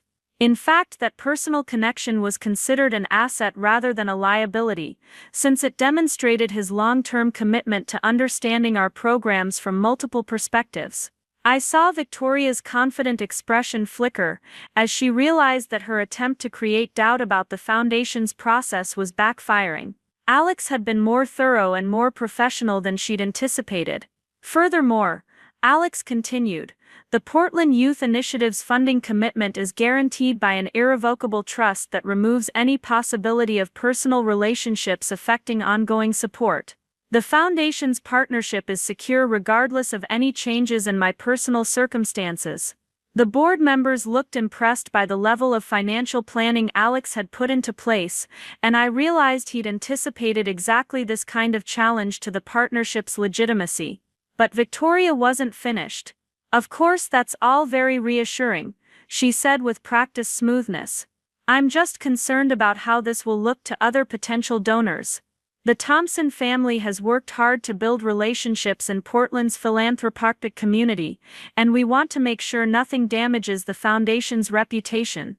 It was a masterful threat, suggesting that her family's disapproval could somehow hurt the Foundation's future fundraising efforts. She was positioning herself as someone whose goodwill was necessary for the organization's success. I appreciate your concern, Dr. Martinez replied diplomatically, but I think tonight's response speaks for itself. We've had more inquiries about partnership opportunities in the past 2 hours than we typically receive in 6 months. Victoria's face went pale as she realized that her influence was not only unnecessary but potentially counterproductive. The Foundation was experiencing exactly the kind of positive attention she'd claimed to be able to provide, but it was happening despite her involvement rather than because of it. If you'll excuse us, Alex said politely, I'd like to introduce Mia to some colleagues from other youth organizations who are interested in collaborative programming. As we walked away from the group, I could feel Victoria's eyes burning into my back. She had just been politely but definitively dismissed from a conversation about the future of programs she'd been trying to control, and she had to be realizing that her window of opportunity was closing rapidly. The rest of the reception passed in a blur of congratulations, networking opportunities, and conversations about expanding the Foundation's impact. Alex introduced me to Foundation directors from Seattle, San Francisco, and Los Angeles, who were interested in replicating our programming models in their cities. Board members from other Portland nonprofits asked about collaboration opportunities. Local government officials discussed policy initiatives that could support our work. For the first time in my professional life, I was being treated as an expert rather than an assistant, a leader rather than a supporter. People wanted to hear my ideas, understand my methods, and learn from my experience. It was intoxicating and terrifying and absolutely thrilling. But throughout the evening I remained aware of Victoria's presence. She had regrouped after her failed attempt to undermine the Foundation partnership, and she was working the room with desperate efficiency. I watched her approach donor after donor, corporate leader after corporate leader, trying to establish new connections and rebuild her credibility. As the evening wound down and guests began to leave, Victoria finally approached Alex and me directly. She had clearly been drinking, and her carefully maintained composure was fraying around the edges. Mia, darling, she said with false warmth, I hope you're happy with how everything turned out tonight. I'm happy that we raised enough money to expand programming for kids who need it, I replied carefully. Of course the programs are important, Victoria said with a dismissive wave, but I hope you understand what you've really accomplished tonight. You've damaged relationships that took years to build. You've embarrassed our family in front of people who matter. You've made it clear that you think you're too good for the support system that made your success possible. The accusation was so typical of Victoria's approach that I almost laughed. Even in defeat, she was trying to make me feel guilty for refusing to enable her manipulation. "Victoria," I said quietly, "my success tonight had nothing to do with family support systems. It had to do with 2 years of building effective programs and earning the respect of people who actually understand this work. You think you did this alone?" Victoria's voice was getting louder, attracting attention from the remaining guests. "You think you could have organized an event like this, attracted donors like Alex, built any of this without the advantages you've had your entire life? What advantages?" I asked genuinely. "The advantage of being constantly compared to you and found lacking. The advantage of having my achievements dismissed as lucky breaks. The advantage of being told that I needed your help to succeed at my own job." Victoria stared at me for a moment, and I saw something crack in her expression. For just an instant, she looked less like the polished corporate executive and more like the scared older sister who had spent her entire life trying to prove she was worthy of love and attention. "You don't understand," she said, her voice suddenly smaller. "Everything I've built, everything I've worked for, it's all about proving that I deserve to be here, that I deserve respect and recognition and success. But that's the difference between us," I said with sudden clarity. "I've been working to deserve the impact I can make on other people's lives. You've been working to deserve recognition for yourself." The distinction hung in the air between us, and I saw Victoria realize that she had no response to it. Her entire worldview was built on the assumption that external validation was the ultimate goal, and she was facing someone who had found meaning in something else entirely. Alex, who had been listening to our exchange with careful attention, stepped closer to me. "Victoria, I think you should know that the Portland Youth Initiative has a very clear policy about partnerships and collaborations. We work exclusively with people and organizations who demonstrate genuine commitment to community service rather than personal advancement." "What does that mean?" Victoria asked, though her tone suggested she already suspected the answer. "It means that as long as you continue to approach philanthropy as a networking opportunity rather than a service opportunity, you won't be included in any of our future initiatives." The finality of Alex's statement hit Victoria like a physical blow. He wasn't just rejecting her current proposals, he was permanently excluding her from the philanthropic community she'd been trying to infiltrate. "You can't do that," Victoria said desperately. "Our families have business relationships. There are connections that go beyond your personal preferences." "Actually," Alex replied calmly, "I can do exactly that. The Portland Youth Initiative is independent of Harrison Real Estate, and I make all funding decisions based on my own assessment of programmatic merit and organizational integrity." Victoria looked back and forth between us, and I saw her finally understand the complete scope of her miscalculation. She had assumed that family connections would give her access to ongoing opportunities, but Alex was making it clear that those connections were irrelevant to his philanthropic work. "This isn't over," Victoria said, though her voice lacked conviction. "Yes, it is," I replied firmly. "Victoria, for the first time in our lives, you can't take something away from me. You can't diminish my achievements, you can't claim credit for my work, and you can't manipulate family dynamics to undermine my success. And why is that? Because what I've built has nothing to do with you. The programs work because they're designed well, not because of family connections. The funding is secure because it's based on results, not relationships. And the recognition I'm receiving is based on merit, not manipulation." Victoria stared at me for a long moment, and I saw her realize that everything she'd tried to steal or undermine was simply beyond her reach. Her tactics only worked when I cared about her approval or feared her disapproval, and I had finally stopped doing both. Without another word, she turned and walked toward the exit, her champagne dress trailing behind her like the remnants of a failed campaign. Alex and I stood together in the nearly empty ballroom, watching the hotel staff begin the cleanup process. The evening that had started with Victoria's attempted takeover was ending with her complete defeat and my absolute vindication. "So," Alex said, pulling me into his arms, "how do you feel about being permanently free from your sister's interference?" "Like I can finally breathe," I admitted. "Alex, I know we still need to talk about the lies, about the secrets you kept, about rebuilding trust between us." "We do," he agreed. "But I want you to know that everything I said tonight was true. I fell in love with who you are, not what I could provide for you. The resources and connections I have access to, they're tools we can use to expand the work you're already doing, not replacements for your own capabilities. And no more secrets." "No more secrets," Alex promised. "From now on, we build everything together with complete honesty about who we are and what we can accomplish."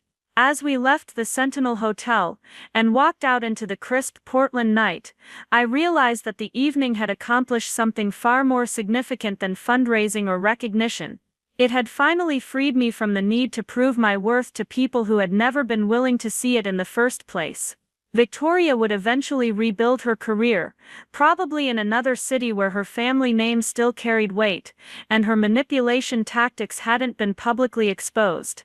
My parents would continue to struggle with understanding how their overlooked daughter had suddenly become more successful than their golden child. And the Portland philanthropic community would remember tonight as the moment when authentic community commitment was finally valued more highly than networking sophistication. But for me, the most important outcome was simpler and more personal. I was finally free to be proud of what I'd accomplished without worrying about who might try to take credit for it.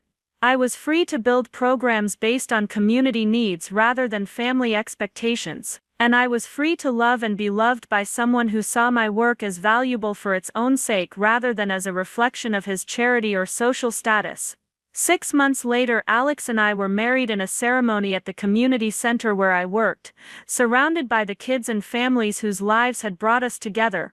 Victoria wasn't there, having accepted a position with a consulting firm in Denver that allowed her to start fresh in a market where her Portland reputation was irrelevant. My parents attended, though they spent most of the reception looking bewildered by the diverse, enthusiastic crowd that had gathered to celebrate our union. The Portland Youth Initiative had expanded to fund 12 different programs across the city, and I had been promoted to Director of Community Partnerships, a newly created position that allowed me to focus on developing innovative approaches to youth development. The foundation's work was being recognized nationally, and I had been invited to speak at conferences in cities across the country. But the moment that meant the most to me came during the wedding reception, when one of the teenagers from our after-school program stood up to make a spontaneous toast. "Miss Mia," she said, her voice carrying clearly across the crowded room, "you taught us that we don't have to wait for other people to believe in us before we start believing in ourselves. Thank you for showing us that building something real is better than pretending to be something you're not." As applause filled the community center, I realized that the best revenge against people who try to diminish you isn't anger or retaliation. It's simply living well, building something meaningful, and surrounding yourself with people who understand the difference between earning respect and demanding it. Victoria had spent our entire lives trying to prove she was better than me, but she had never bothered to become someone worth being. I had spent those same years focused on creating value for others, and in the end, that difference had made all the difference. The programs continued to grow and thrive, funded by people who believed in their mission rather than their networking potential. Victoria's career recovered, though she never again tried to involve herself in Portland philanthropy. And Alex and I built a partnership based on shared values and complete honesty, combining our resources and our commitment to create the kind of impact that neither of us could have achieved alone. Years later, when people asked me about the night that changed everything, I would tell them that it wasn't about defeating my sister or exposing her manipulation. It was about finally understanding that my worth had never been dependent on her approval, and my success had never been threatened by her interference. The only power Victoria had ever had over me was the power I had given her by caring about her opinion more than my own integrity. The kids we served didn't care about family dynamics or social positioning. They cared about having safe places to learn, caring adults to support them, and opportunities to discover their own potential. And in the end, that was the only validation that mattered, the only recognition that counted, and the only success that could never be stolen or diminished by someone else's insecurity. Victoria had tried to take my moment, but she had never understood that my moment wasn't about me at all. It was about the lives we were changing, the futures we were building, and the community we were serving. And that was something that belonged to all of us, something that could never be claimed by someone who had never done the work to earn it. Up next, you've got 2 more standout stories right on your screen. If this one hit the mark, you won't want to pass these up. Just click and check them out.